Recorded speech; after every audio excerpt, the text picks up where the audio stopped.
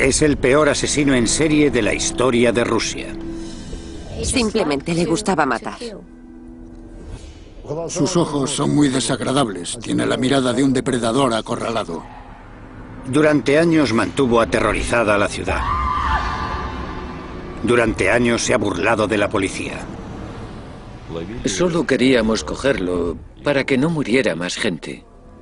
Sus víctimas eran los más solitarios y vulnerables. Operaba de una forma muy cuidadosa.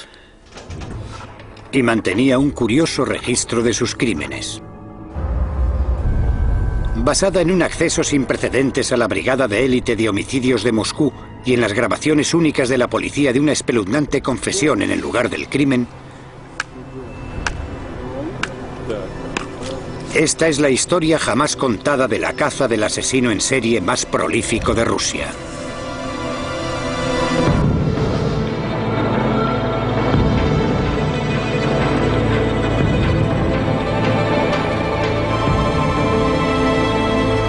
Asesinos en serie, el asesino del tablero de ajedrez. Moscú ha experimentado cambios extraordinarios desde los días oscuros de la Guerra Fría. Hoy es un lugar de fabulosa riqueza y de pobreza demoledora. De catedrales de postal y recios complejos residenciales, y también es el telón de fondo para uno de los asesinos en serie más famosos de Rusia. El Parque Vitsa es un bosque extenso que cubre 22 kilómetros cuadrados al sur de Moscú. Es un sitio muy popular, donde los rusos corrientes jugaban al ajedrez o simplemente disfrutaban de un agradable paseo. Pero durante años guardó un turbio secreto.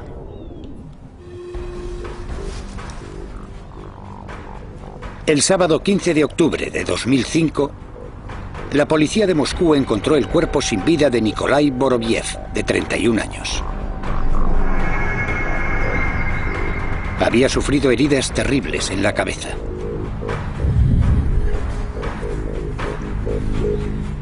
Denis Adamenko fue uno de los primeros policías en llegar al lugar. Fue aquí, exactamente en este lugar, donde encontramos a una de las víctimas. Desde luego, cuando lo encontramos, este no era un lugar nada agradable. Presentaba numerosas heridas por todo el cuerpo y una botella clavada en su cráneo. Su cerebro estaba esparcido por toda la zona.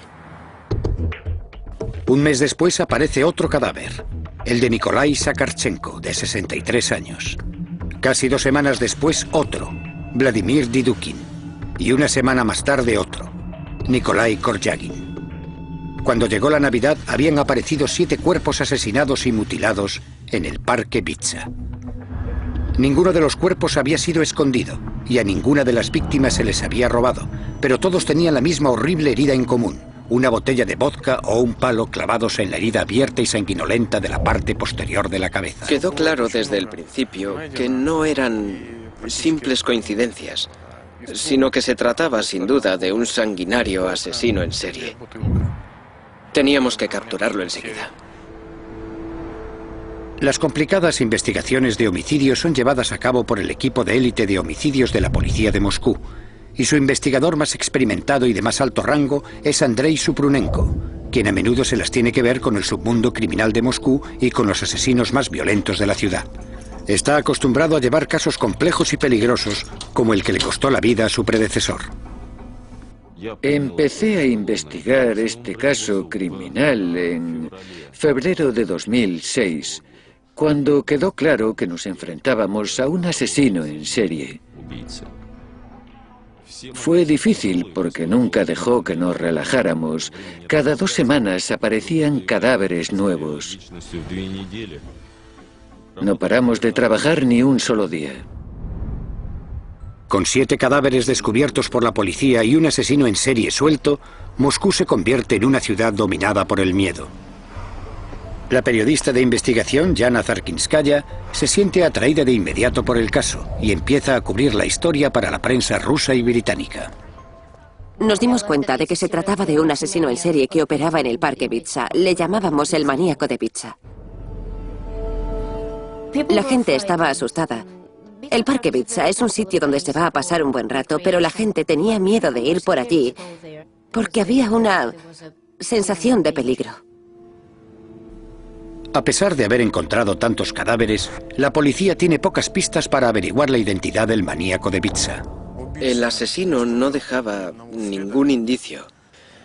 Intentamos recoger diferentes objetos de los escenarios del crimen, pero nuestros análisis no mostraron ningún indicio, ni huellas digitales, ni nada. El maníaco operaba de una forma demasiado cuidadosa. Los investigadores necesitan toda la ayuda que puedan conseguir y piden ayuda al único hombre que puede ayudarles. El profesor Vladimir Vorontsov es uno de los médicos forenses más formados y experimentados de Moscú. Ha estado examinando víctimas de asesinatos en la capital rusa desde hace casi 40 años. Le corresponde a él determinar la naturaleza exacta de la muerte horrorosa de las víctimas. Todas las heridas fueron infligidas en la zona de la cabeza y había muchas. Las heridas más graves se infligirían en la zona posterior y lateral de la cabeza y, por supuesto, también en la cara. Era como la tarjeta de presentación de este criminal, su firma. Estos son los cráneos de algunas de las víctimas encontradas en el Parque Bitsa, donde se ven sus gravísimas heridas.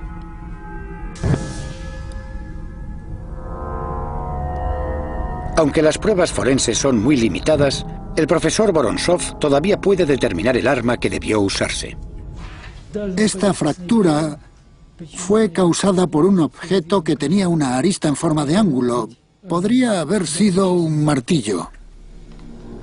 ¿Pero quién es el asesino que empuña el martillo en el Parque Bitsa? En pocas semanas sucede algo que promete desvelar todo el misterio. Señorita, venga aquí.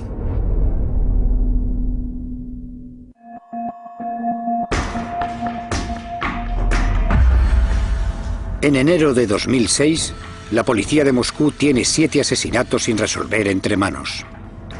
Todas las víctimas han sido golpeadas con un martillo en el Parque Bitsa, al sur de Moscú. Todos con el mismo tipo de herida, el cuello de una botella de vodka clavado en la herida abierta que hay en la parte posterior de la cabeza. Y para el investigador Andrei Suprunenko, apenas hay pruebas que conduzcan al asesino. Nadie sabía nada del asesino, si era hombre, mujer o niño. Si vivía en la zona o si había vivido ahí, si conocía bien el parque, nadie sabía nada. Era un completo enigma. Con muy poca información concreta con la que seguir, abundan los rumores y las hipótesis. Pero un lugar muy cercano atrae la atención de los investigadores. ¿Podría estar el asesino delante de sus narices?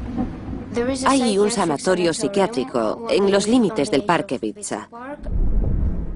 Algunos de los pacientes tienen permiso para dar un paseo por allí. A veces el permiso es de un día.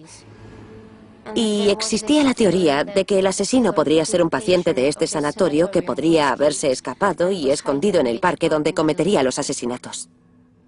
Se comprobó la identidad de un número considerable de gente. A cualquier persona que fuera mínimamente sospechosa se le daba el alto y era interrogada inmediatamente por la policía.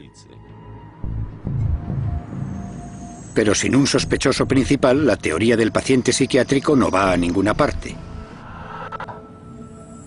Entonces se abrió una nueva línea de investigación. Las víctimas eran principalmente hombres de mediana edad. En realidad, se trataba de gente que no importaba a nadie y a quien nadie buscaría. Pensamos que como solo había víctimas de sexo masculino, el asesino podría ser una mujer. Nadie conocía el móvil de los crímenes. Estábamos estudiando varias posibilidades. 200 agentes de la policía de Moscú están apostados en el Parque Bitsa. Su tarea consiste en parar e interrogar a cualquiera que sea sospechoso. Pero el parque es enorme. Cubre un área de 22 kilómetros cuadrados y la probabilidad de coger al asesino con las manos en la masa es mínima.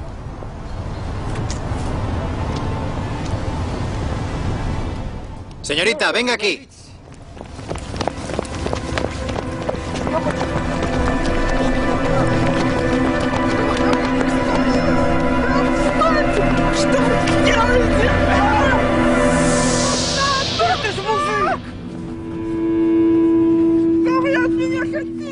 Cuando se detuvo al travestido, por supuesto, fue sospechoso. Luego, la policía hizo un descubrimiento sorprendente. El travestido llevaba un martillo en su bolso. Parecía que era el tipo que buscaban. Pero el travestido afirma que solo lleva el martillo para protegerse de un ataque. Cuando la historia sale a la luz, es un gran día para la prensa. Pensamos que ese era el auténtico asesino y hubo muchos periódicos con el titular «Han cogido al maníaco de Ibiza». Pero el travestido tiene una buena coartada. Llegamos a la conclusión de que no era el asesino al final del primer día. Pero comprobar su coartada nos llevó casi 24 horas de trabajo ininterrumpido. Y solo después de comprobarla se le puso en libertad. Una semana después, Mahmoud Soldashov, un trabajador de un supermercado de 25 años, es asesinado. Con cada nuevo cadáver que aparecía, la presión de la prensa se hacía más y más intensa. La policía y los fiscales nos presionaban para que encontráramos y detuviéramos al asesino cuanto antes. Era una cuestión prioritaria. La presión a la que está sometida la Brigada de Homicidios es cada vez más intensa. Intentan por todos los medios que no aumente el número de cadáveres, que ahora son 12. Más investigadores, como Elena Pumirsina, son asignados al caso. Teníamos que tener un equipo preparado por si pasaba algo, por si había más asesinatos. Entonces sucede algo significativo. En un determinado momento, y por alguna razón que aún no teníamos clara, se puso a matar mujeres. En abril de 2006, los investigadores encuentran el cuerpo de Larisa Quiligina, de 48 años, que trabajaba en un supermercado.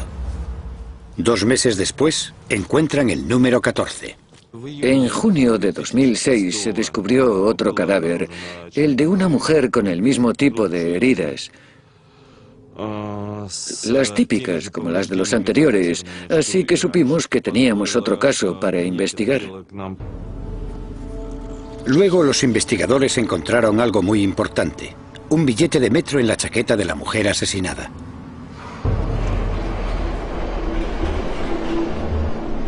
Los detectives ahora empiezan a estudiar detenidamente las grabaciones del metro de Moscú para ver si consiguen averiguar quién viajó con la mujer ese día. Pero es una tarea inmensa. Después sucede algo más. 2 días después, unos agentes de policía me llamaron para decirme que el hijo de la mujer asesinada había aparecido y que había identificado el cadáver. La víctima era Marina Moskalyova, una madre soltera de 36 años. Vivía sola con su hijo Sergei. Cuando nos entrevistamos con él, nos dijo que su madre había salido a dar un paseo con su novio, Sasha. No volvió a casa. Mientras los investigadores intentan reconstruir los últimos movimientos de Marina, su hijo entrega una prueba clave. Antes de salir, Marina había intentado llamar a su hijo para decirle a dónde iba, pero el teléfono no funcionaba. Dejó una nota para decir dónde iba y con quién. Dejó su nombre y número de teléfono. El número de teléfono correspondía a un hombre de 32 años que trabajaba en un supermercado, Alexander Pichushkin. En Rusia, el diminutivo de Alexander suele ser Sasha. Esta fue la primera pista concreta que nos llevaba a Pichushkin y localizamos su dirección. Al mismo tiempo, los investigadores encuentran un vídeo de las cámaras de seguridad de la estación de metro. Mientras analizábamos los detalles, encontramos un vídeo de Moskalyova con un extraño caminando juntos dentro de la estación de metro. Estas son las últimas imágenes de Marina Moskalyova viva. Ella no lo sabe, pero está caminando junto a un hombre que lleva un martillo en su bolsa y que tiene toda la intención de matarla. Ese hombre es Alexander Pichushkin. El vídeo confirmó que se trataba efectivamente de él junto a Moskalyova. Y precisamente esa era la prueba que necesitábamos para detenerlo y acusarle formalmente del asesinato de Marina Moskalyova. El 16 de junio fuimos a detener a Pichushkin. Recuerdo que era por la noche. Estaba oscuro. Entre las 10 y las 11 aproximadamente. Estaba totalmente tranquilo. Y al principio del interrogatorio lo negó todo. No soy el que buscáis. No soy yo. Yo no sé nada. En ese momento lo detuvieron. Solo se le acusaba del asesinato de Moskalyova. Pero con las pruebas contra él acumulándose, la nota que había dejado la mujer y las imágenes en vídeo de sus últimos momentos, los investigadores están seguros de que han detenido al hombre correcto. Y Pichushkin pronto se da cuenta también. Suelen confesar, todo el mundo confiesa, al final no había duda. La investigadora Pumirsina tiene razón. A las pocas horas, Alexander Pichushkin confiesa el asesinato de Marina Moskalyova. En realidad, el maníaco de Vitsa, como me llamaban, soy yo. Después de 8 meses de intenso trabajo, los investigadores tienen al hombre que buscaban. Por supuesto, cuando detuvimos al asesino, todos estábamos muy satisfechos. Ahora los detectives pueden reconstruir los últimos momentos de Marina. Ella había conocido a Pichushkin el 13 de junio. Él le había pedido que fueran a hacer un picnic al parque. Él dijo... Estuve sentado ahí con ella durante mucho tiempo, realmente solo, preguntándome si matarla o no. Y al final decidí matarla porque me pareció que si no lo hacía, la vida se convertiría en una tortura para mí.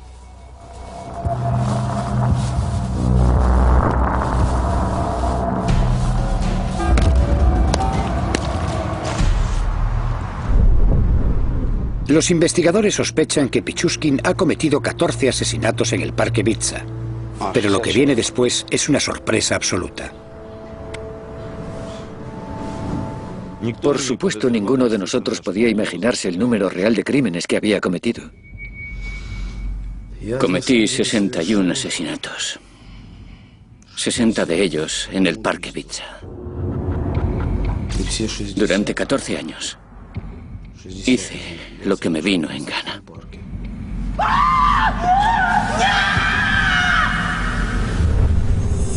Era casi como Dios. Nadie podía frenarme. Es una confesión sorprendente. Cuando confesó, fue una sorpresa para todos porque es enorme, una cifra enorme. 60 víctimas harían de Pichushkin el asesino en serie más prolífico de Rusia. Incluso más que el depravado carnicero de Rostov, Andrei Chikatilo. Necesitábamos comprobarlo todo. Y eso quería decir que teníamos mucho trabajo por delante antes de dar por cerrado el caso. Y entonces los investigadores encuentran algo que les hace pensar que la historia de Pichushkin podría ser verdad. Después de encontrar a Pichushkin, se hizo un registro de su domicilio.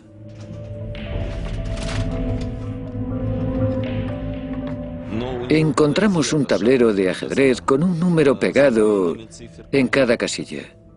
Cada cifra, cada número, era un asesinato.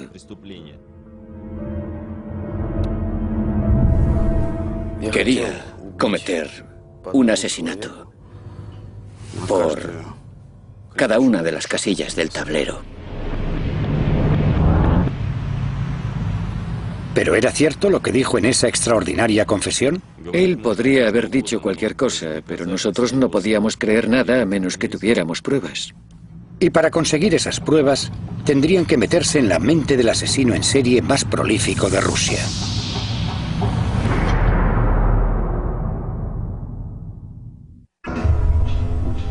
En junio de 2006, después de haber encontrado 14 cadáveres en el Parque Vitsa, la Brigada de Homicidios de Moscú detiene a Alexander Pichushkin, sospechoso de ser el maníaco de Vitsa.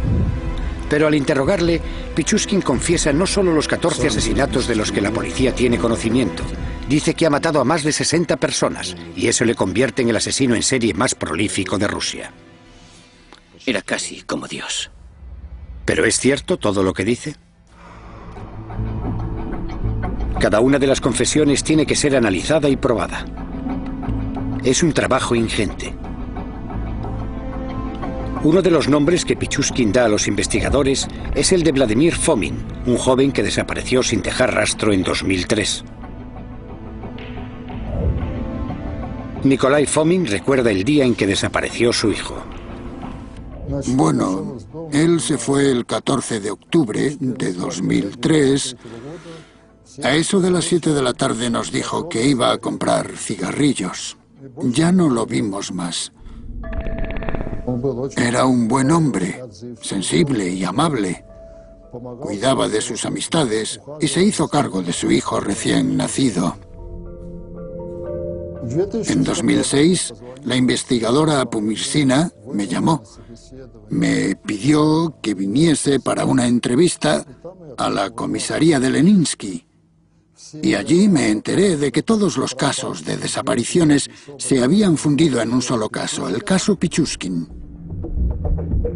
Para seguir construyendo su caso contra él, los fiscales necesitaban que Pichushkin siguiera hablando. El trabajo es asignado a Valeria Shushkova. Mi trabajo era conseguir que siguiera hablando y establecer una relación psicológica con él. Me sentía el padre de todos ellos. Les abrí la puerta de otro mundo. Tu primer asesinato es como tu primer amor.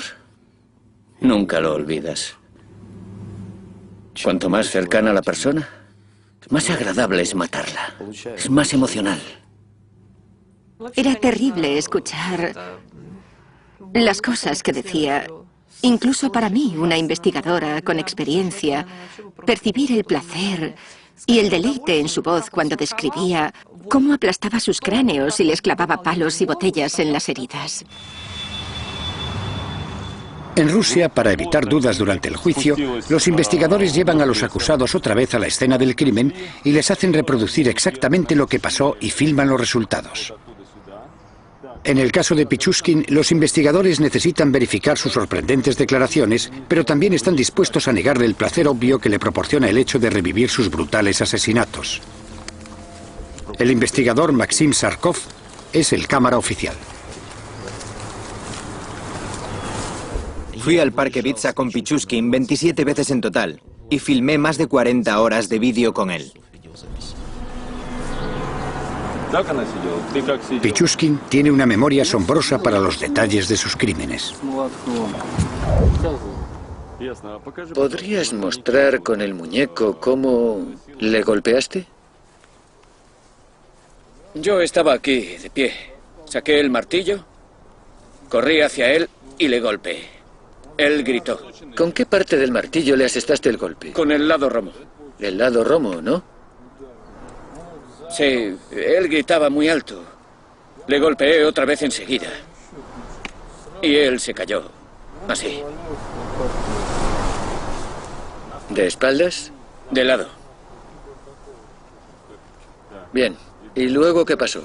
Luego le golpeé aquí, ahí, varias veces. En la cabeza, para rompérsela. Le clavé la botella de vodka en la cabeza. Primero quería usar un palo, pero no cabía. Lo saqué y lo tiré. Clavé la botella. Estuvo resollando mucho tiempo, incluso cuando ya estaba muerto.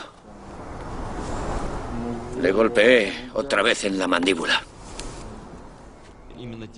El hecho de que recordara con tanto detalle lo que había hecho en cada momento fue de mucha ayuda. Él conocía el bosque muy bien y nos enseñó los lugares exactos donde había cometido sus crímenes. Denis Adamenko es el oficial que va esposado a él a lo largo de sus confesiones en el bosque. Solo tenía un pensamiento. Quería que nos enseñara todos los que pudiera, que nos lo contara todo. Dónde tiraba a la gente, dónde los dejaba. Quería todas las pruebas que pudiera conseguir. Así que empecé a golpearle así. Pero el caso contra Pichushkin no puede depender solo de su confesión. Cuando los forenses examinan las heridas en la cabeza de Boris Grachin, un hombre de 64 años que fue asesinado en el Parque Bitsa el 19 de diciembre de 2005, hacen un descubrimiento interesante. Encontramos trozos de plástico introducidos en las heridas al examinar las muestras de piel. Nuestra conclusión preliminar fue que esos pequeños fragmentos de plástico podrían formar parte del objeto usado para golpear. La policía de Moscú recuperó este martillo. Pichushkin afirma haberlo usado, pero hace falta probar que es el arma del crimen. Mientras estábamos estudiando con mucho detenimiento el martillo, encontramos que presentaba algunos arañazos profundos en la superficie del mango, cerca de la cabeza. Al compararlo con las partículas que habíamos encontrado, resultó evidente que formaban parte de ese mango.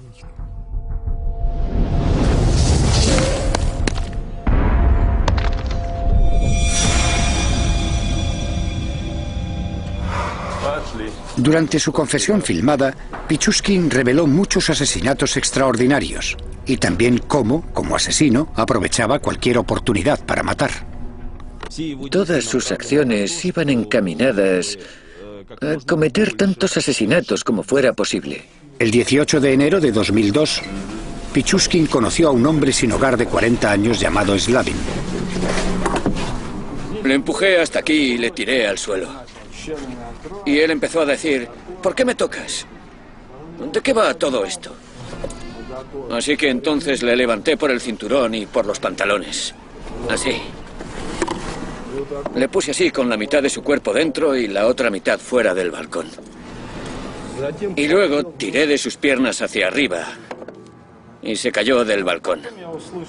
Lo siguiente que escuché fue su grito ahí abajo, después de caerse. La gente pensó que se trataba de un suicidio y no de un crimen. Él sabía perfectamente lo que pasaba, sabía perfectamente lo que hacía.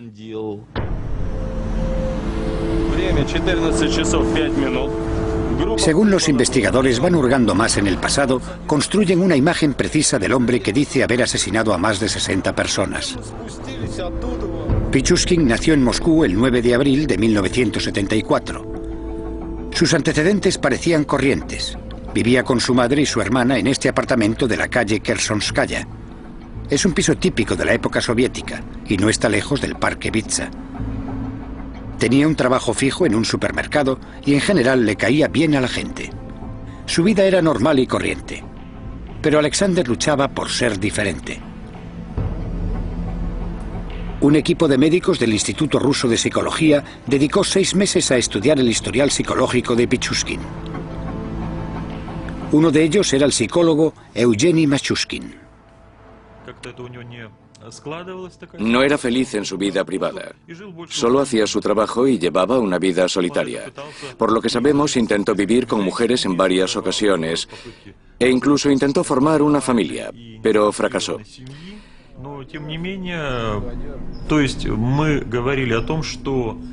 El patrón de conducta del que éramos testigos era muy complicado, aunque pudimos concluir que existía un cierto patrón, una tendencia al asesinato y a las actividades sádicas y agresivas.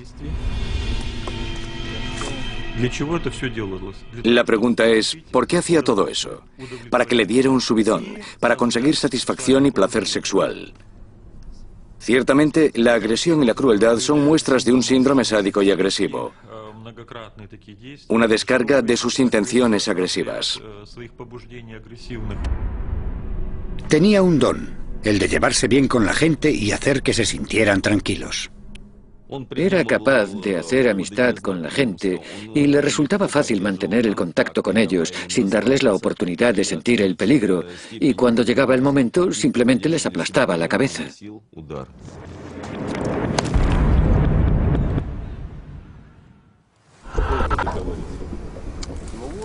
Durante las 40 horas de confesión filmada en el bosque, Pichushkin continúa horrorizando a los investigadores por la naturaleza de sus crímenes.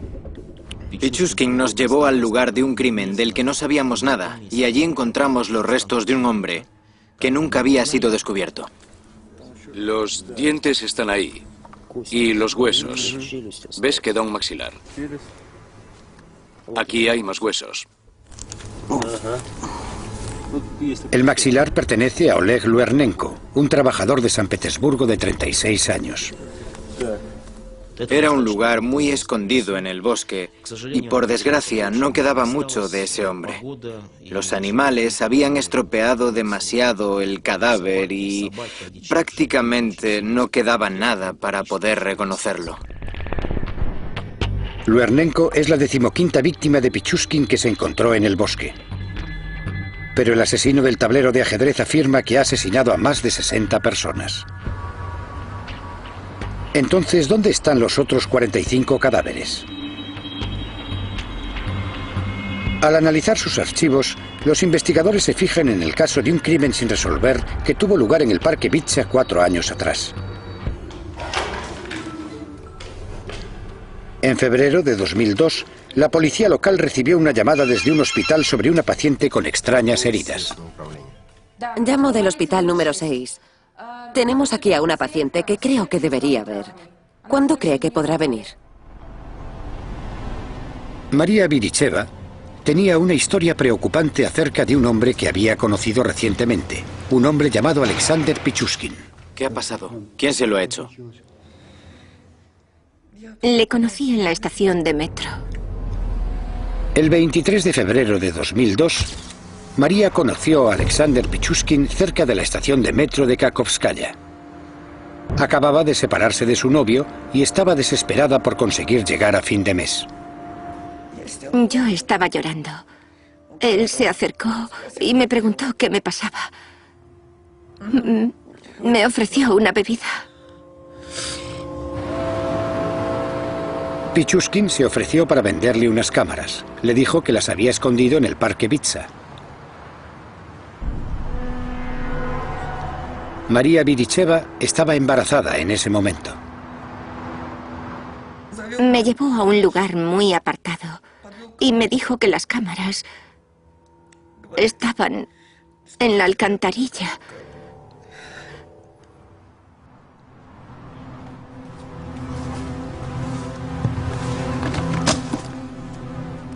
Me dijo que mirara en la alcantarilla.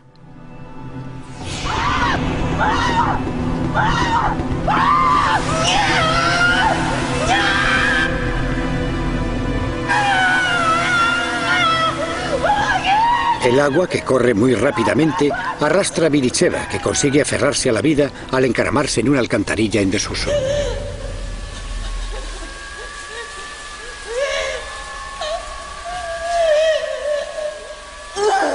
Después de estar atrapada durante más de 20 horas, finalmente reunió las fuerzas para salir de allí.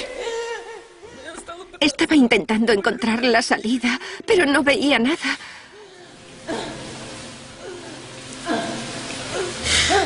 Creí que iba a perder a mi bebé por culpa de ese malnacido. En ese momento, la policía local decidió no seguir con la investigación a pesar de la declaración detallada de Viricheva.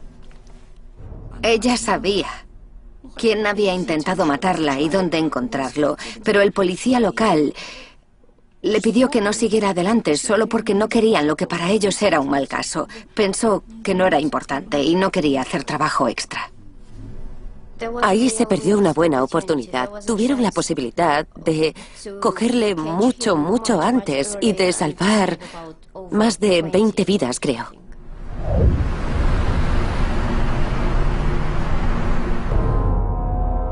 Las alcantarillas resultaron ser la clave para descubrir cómo Pichushkin se deshizo del resto de sus víctimas. Alexander, háblanos de esta alcantarilla. Bueno, ahogué a Ludmila y a muchos otros en ella. ¿Cuánta gente? Supongo que 16 o algo así. No puedo ser más preciso. Esta es solo una de las alcantarillas que usó Pichushkin. Hay una red de sistemas de drenaje bajo el parque Vitsa, que da servicio al sur de Moscú. En términos de daños físicos, cuando tiraba a esa gente dentro de las alcantarillas, ellos, si se me permite decirlo, tuvieron bastante suerte, porque su muerte debió suceder casi al instante. Corre tanta agua por aquí y a una presión tan grande que cuando pusieron un maniquí dentro de la alcantarilla para ver cómo era, se rompió en pedazos. Pichushkin se deshizo de muchas de sus víctimas de esta manera, y eso incluye a su primera víctima, Mikhail Odilchuk, un compañero de clase de 18 años a quien asesinó en 1992. Odilchuk se había negado a acompañar a Pichushkin en una salida para matar. Luego, en febrero de 2002, Pichushkin arrojó el cuerpo de un niño sin hogar a quien llamaban Mitra y que solo tenía 9 años.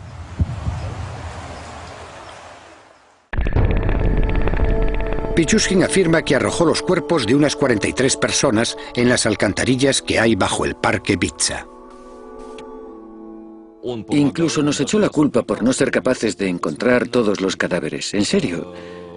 Nos echó en cara que no trabajábamos lo suficiente, que éramos unos vagos. Llegamos a tener que decirle que si no hubiera arrojado los cuerpos a las alcantarillas, si los hubiera dejado sobre la tierra, los habríamos encontrado todos. Pero queda una pregunta. ¿Por qué Pichushkin pasa de tirar los cuerpos a las alcantarillas donde simplemente desaparecen a dejarlos al aire libre donde casi es seguro que los encontrarán? Me dio la impresión de que no podía callárselo por más tiempo y que necesitaba que todo el mundo lo supiera. Quería un reconocimiento público por lo que estaba haciendo. Creo que en el fondo de su corazón quería que le cogieran. Él solo quería la atención y la fama, pero ya no podía callarse más. Alexander Pichushkin está a punto de vivir su momento de fama.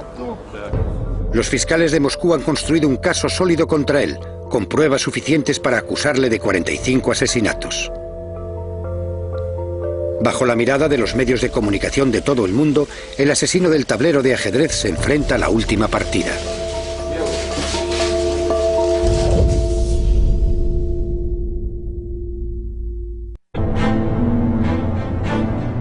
El 13 de septiembre de 2007, el asesino en serie más prolífico de Rusia, Alexander Pichushkin, va a juicio en Moscú, acusado del asesinato de 49 personas.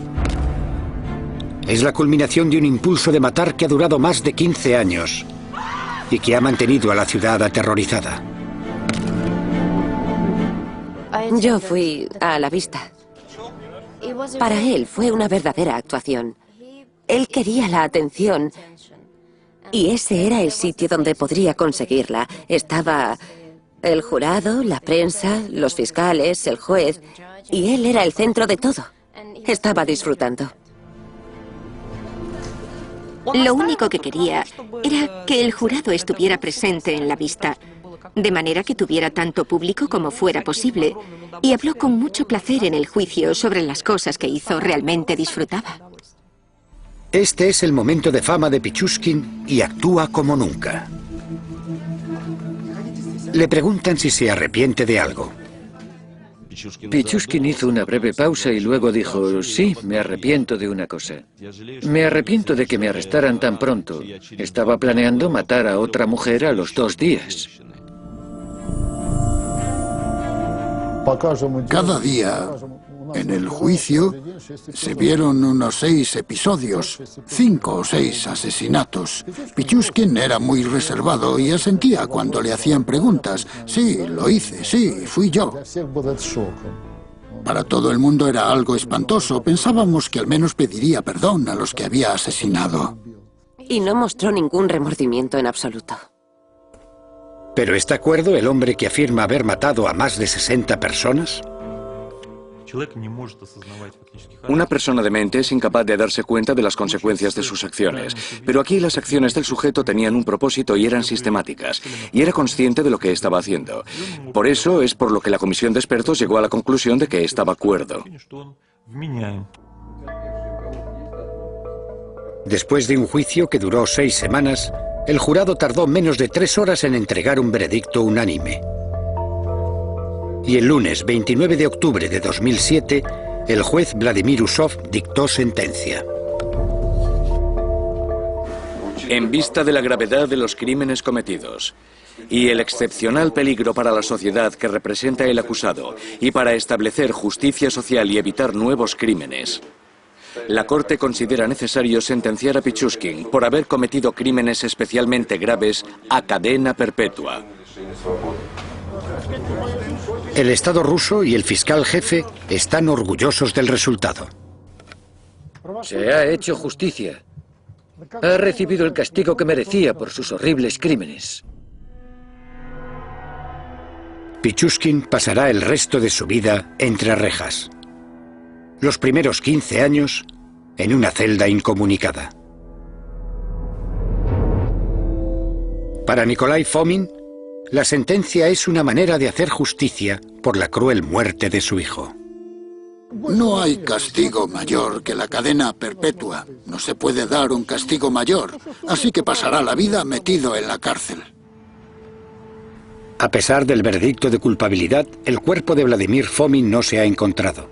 Un hecho que proporciona a la familia un poco de consuelo. Es esperanza. Si no hay cadáver, la persona puede estar viva. Es como en la Segunda Guerra Mundial. La gente que recibía la noticia de que alguien había desaparecido seguía esperando 40 o 50 años. ¿Y si resulta que tenemos suerte? Volverá millonario desde algún sitio, quizá de América. Condenar a Pichushkin había llevado 9 meses de trabajo agotador. Había sido muy duro y estresante. 24 horas al día, 7 días a la semana, un montón de trabajo. Nunca lo olvidaré. Bueno, para mí fue el caso más importante de mi carrera. Me he enfrentado antes con asesinos en serie, pero ninguno era tan cruel y despiadado como Pichushkin. Aunque él sigue afirmando que ha matado a más de 60 personas, la policía nunca ha encontrado los cadáveres. El tribunal tenía pruebas para condenarle por el asesinato de 48 personas. Era una cifra asombrosa. Nunca antes había entrevistado a un asesino en serie con tantas víctimas, pero había tenido casos parecidos. La única diferencia en este caso era que atrajo mucha atención pública. Creo que mató a tanta gente simplemente porque le gustaba matar. Pichushkin era un asesino en serie poco común. Es un cazador típico. Y su única motivación era matar. No había otro motivo, a pesar de lo que algunos pudieran pensar.